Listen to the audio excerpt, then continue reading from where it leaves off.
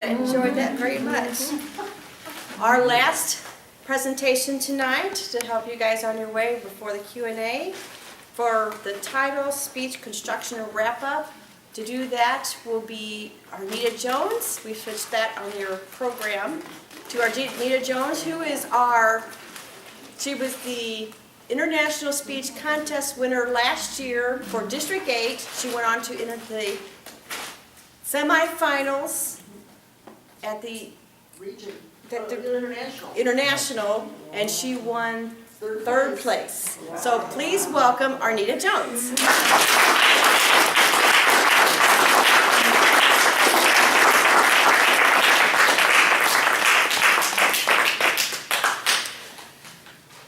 If I had told that story, I probably would have won first place. I have never laughed so much in my life. And what was the wolf's name? Barnum and T. Wolf. Did you make that up? Oh, yeah. Okay. For a second, I thought it was a part of a Tall Tales. Madam Toastmaster, fellow Toastmasters, honored guests. What I want to talk a little bit about is organizing your speech or presentation. And there's a couple things that you should keep in mind when you are selecting a title and putting together or organizing your speech. And the first thing is, please select something that resonates with you. If it's important to you, if it makes you laugh, if it makes you smile, if it gives you joy or you can share that enthusiastically, the audience will receive that. If I had to stand here and tell you about mathematics, the space shuttle, taxes, I can guarantee you within 1 minute you will be asleep. But if I had to share with you the story of how I lost my job and found another job in less than a week, that is something that I could willingly and happily share information with you. A couple of things that you should take advantage of when you're looking for something to speak on, and I think most of us have this issue. You're trying to do your manual or you're doing a presentation at work and you're thinking, oh, no, I can't do that. Okay, well maybe, but no, that topic won't work either. Don't forget to utilize the Toastmasters website. The first thing that we normally do is go to Google and type in a topic. Don't forget our own website. Just today, I pulled up a couple of pieces or articles. One of them was entitled 5 Surefire Tips for Great Speeches. Another one, for the novice, Simple Steps to Writing a Fantastic Speech. Toastmasters is a wealth of information. And once again, you simply type in the search engine, click search, you can come up with some wonderful ideas. So don't hesitate to utilize our own website. Your speech should have 3 simple things: an intro, the body, and a conclusion, or wrap-up. Simple is always better. If your speech or presentation has 10 points, 3 stories, 8 different characters, first of all, you're going to go over time. That's an automatic. Your audience is not going to pay attention and they won't remember all of those main points. Simple is always better. 3 main points at most. Anything beyond that, most adults are like children. We have the attention of a gnat.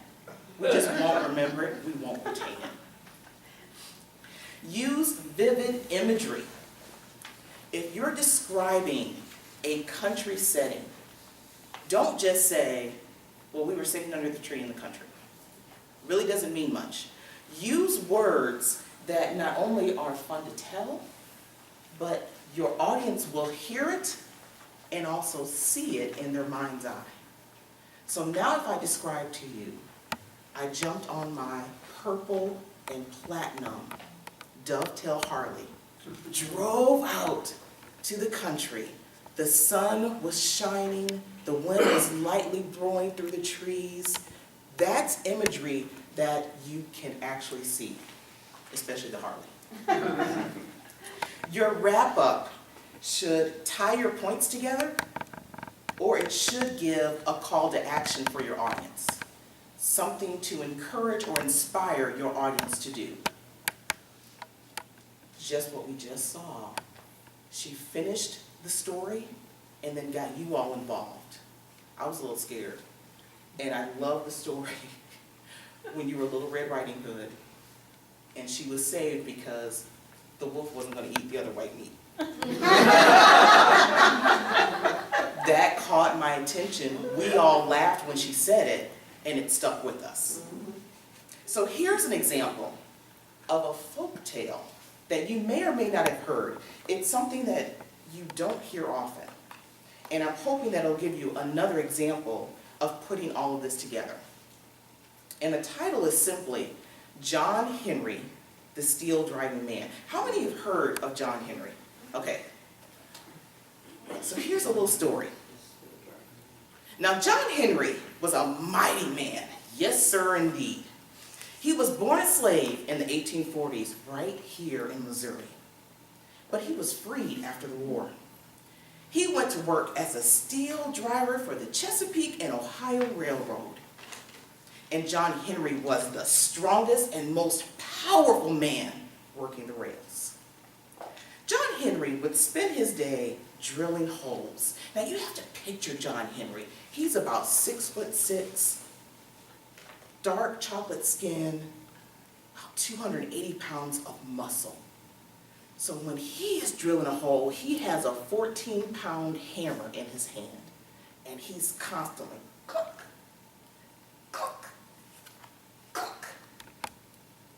Just imagine someone that massive in size, constantly drilling thick steel spikes into rocks even, with his faithful shaker close to the hole, turning the drill after each blow. Clunk, turn, clunk, turn. Well, the new railroad was moving along pretty quickly, thanks in no little part to that mighty John Henry.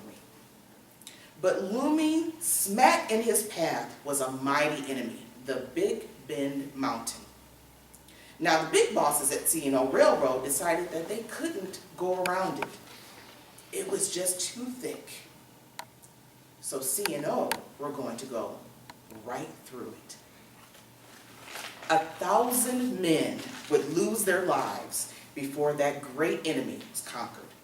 It took 3 long years, but before it was done, there were mounds of graves by its side. The new tunnels were filled with smoke and dust, and you just couldn't see and couldn't hardly breathe. But John Henry worked tirelessly, drilling with his 14-pound hammer by his side, going anywhere from 10 to 12 feet in one workday. No one could match John Henry. Then one day a salesman came along to the camp, and he had a steam-powered drill and claimed it could out-drill any man. Well, they set up a contest right then and there between John Henry and the steam-powered drill. The foreman ran that newfangled steam-powered drill, but John Henry pulled out 2 20-pound hammers, one in each hand. They drilled and drilled and drilled. Dust was rising everywhere. The men were howling and cheering. At the end of 35 minutes, John Henry had drilled 2 7-foot holes, a total of 14 feet. While that steam drill only drilled 1 9-foot hole. John Henry held up his hammers in triumph. He won, and everyone was cheering and shaking and screaming. And no one realized that John Henry started to teeter and totter and collapsed right there at the end. That mighty man, exhausted, a vessel burst in his brain and killed him instantly. The greatest driller in the C&O Railroad was dead. Some folks say that John Henry's likeness is carved right into the rock inside the Big Bend tunnel.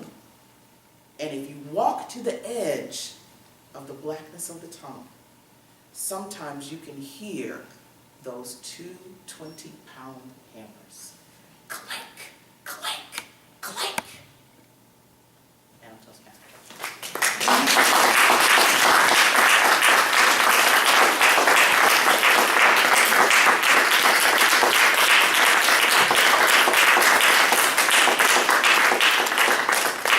That ends the portion of our presentations, that we will open it up for any questions that any of the storytellers or anybody would like to have, or actually they would like to ask some of the presenters today.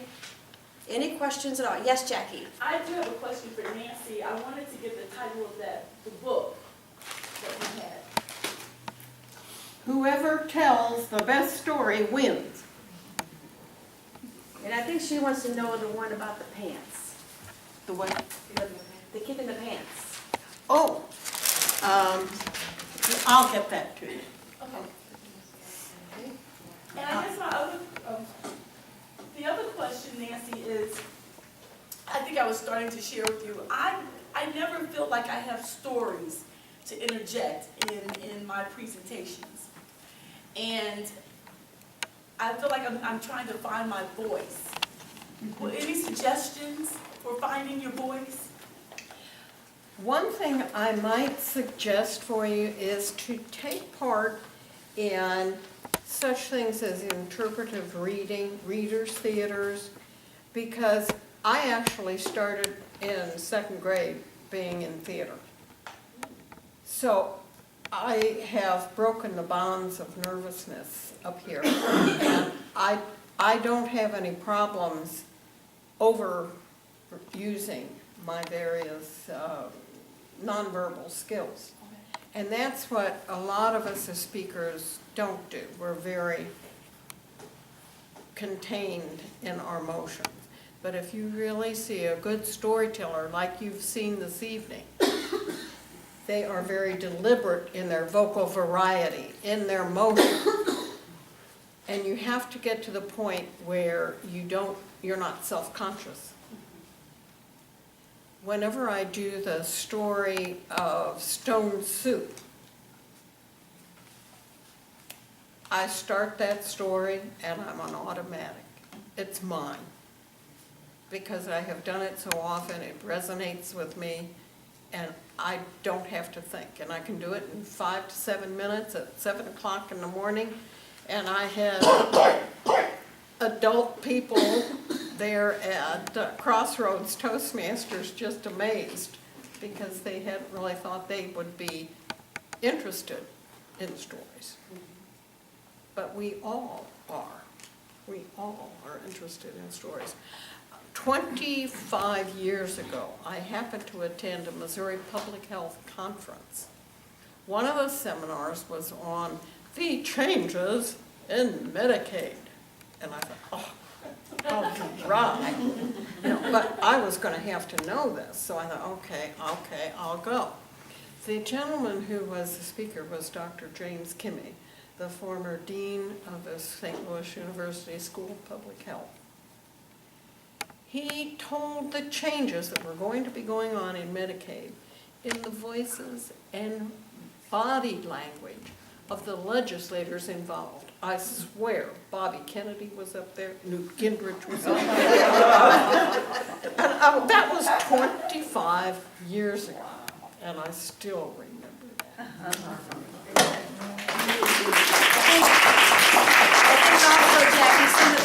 Also, some of the stories that you can tell from your childhood. People love stories, hear a story about your childhood, but you don't have to tell exactly how it happened.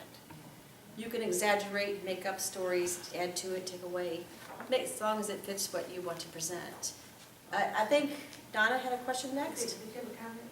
I was going to comment Oh, on you got a comment. Okay. Jackie's question. Give yourself permission to fail first. Okay? Part of the thing that holds a lot of people up is they're afraid they'll fail. Once you give yourself permission to fail, then you're able to be bigger than life and go way over the top and make a fool out of yourself. And when you do, you have a lot of fun, right? And you get comments, what a great job after you're done, right? And then dramatize it. Don't be afraid to over-dramatize it, because if you do, you put those together, you'll find your rhythm, you'll find your home. But you got it, like anything, you can't hit the bullseye if you keep aiming under. You got to aim over once in a while to come back to the bullseye. Thank you. Okay. I have problems with scaling things down a little, like coming up with one idea and kind of taking that one idea, because it seems like when ideas come, they come a lot. Does anybody have a suggestion? Arnita or Jackie? I have a great suggestion. Take the story and turn it into 3 stories. So your first idea becomes the concept for one story, your second idea becomes the concept for the follow-up to that story, and then the third idea can be a completely different story. So you can think of it like sort of a mini-series. So write down all your ideas, don't dismiss anything, and then start putting it together like it's a puzzle, and think about what fits with each one of the stories that you're telling. Great. Can I have the presenters up here, because it's hard for him to keep switching the camera. Can Arnita, Jackie, you guys, Brenda, you can come up here if you got something to contribute, and Bob, of course, you had a question. But you guys can come up, and so that way when people ask questions, you don't have to keep switching the camera around. Yes, Bob? Yeah, I want to know the difference between telling stories to different groups, like children, teenagers, adults. What's the main thing? That's my question. Okay, went to different groups, I guess I can take that one. I do stories that would fit for either group, such as the exercise that I had you all to participate in is part of what I do as a prevention specialist, to teach children not to react to everything that they hear, because usually what they hear is not what was actually said. Other thing is, you can take a story that's for a child, and remember, adults said child or children at heart. So you just want to make that story as entertaining, but not condescending to the adult that's listening to the story. Now, Brenda, I am not funny at all on purpose. Every now and then, I say something and people chuckle, and I'm like, oh. How did you, because I've heard you tell the story about the men that were in love with you, and the animation, all of it, how do you do, and I'm comfortable, I think I am, with stepping outside of my box, but I just don't seem to have those kind of stories. Is that something you made up? Did you see it somewhere? I mean, did you get your inspiration from something to tell that story? That particular story about the 2 professional men that were interested in me, my concept was sex sells. And as long as I could get the audience to believe that I am a married woman, and I am bold enough to tell all of you that I am having an affair with 2 professional men, that alone held the audience attention. So when it comes to that, it's a relatable kind of story. And I thought of it, and it kept building. What can I say? What more can I talk about? And it just kept kind of building from that point on, because I wanted the audience to think, she is actually having an affair, and bold enough to bring that to our attention. It was only after that time that the audience said, oh, okay, it's not that at all, which goes back to that first sentence. What is said versus what's perceived became misconstrued. Willie, have a question? Yes. I'm going to do with both of the questions that they have brought up about having too many characters. And I think what I wanted in my presentation is something that was a little more serious, not that you were going to bring in like all the laughter or the children's part. Can you do an adult thing without having to do the different voices of different people? well, you can do the people, but they're adult people. It's like adult situations, not pornography or anything like that. It's just more of a real type situation. Well, if that situation, hypothetically, was remotely true, the story would not be humorous. Then you begin to discuss a dramatic story event. And that particular story would have to have some type of moral, because regardless of what happens, there has to be an ending. This is something one should not do, or this is a lesson learned as a result of doing something that should not have been done. You have to engage the audience in thought, and you have to leave the audience with something on their minds. Oh, as a result of this happened. I will not do that again, or I will never do that, or I will tell so-and-so not to do that, because you can relate to the issue at hand. Okay, the humor part can be added to it, but what I'm talking about, the characters, do you have to go into character for each and every one of them? I didn't go into character, but I described those two professional men. Okay. One of the gentlemen was a dentist, and the other one was a masseuse, a podiatrist. But I told about how I went into the area where he was, and I stated that the door was already open. If you go to a dentist's office, the door is open. And I said that I sat down and he entered the room, and I spoke about how well he looked, how interested he was in me. But he really was, because the issue was periodontal disease. So he kept calling me because he wanted an appointment with me. But it didn't start off that way. Right. And with the other gentleman, who was a masseuse, he was trying to rub my feet.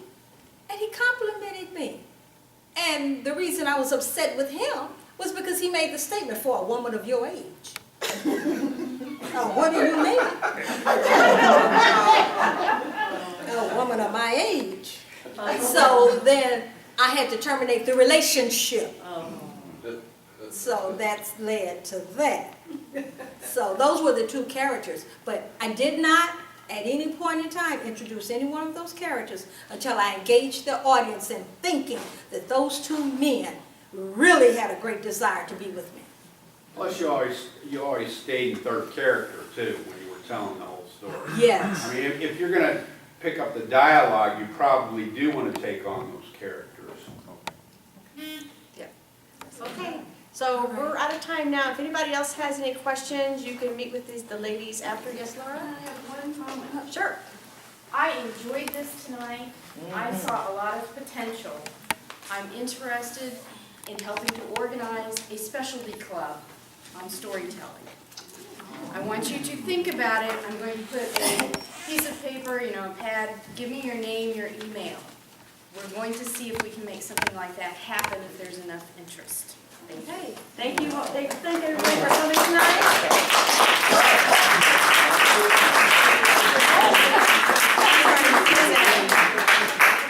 I wanted to say that I had the pleasure one time at Plus Factor. We had a member from India, and she was doing her first manual storytelling project. Didn't know what to do because she was very petite, she was very shy, and her mentor suggested that she tell a story in Hindi because that was her native language. She told the story of Cinderella in Hindi, and we understood it. Okay, since he swung the camera around to everyone, and so you're all going to be on the YouTube video, I will need sign-offs from everyone before you leave today. And also, I would like to give another round of applause for all our presenters.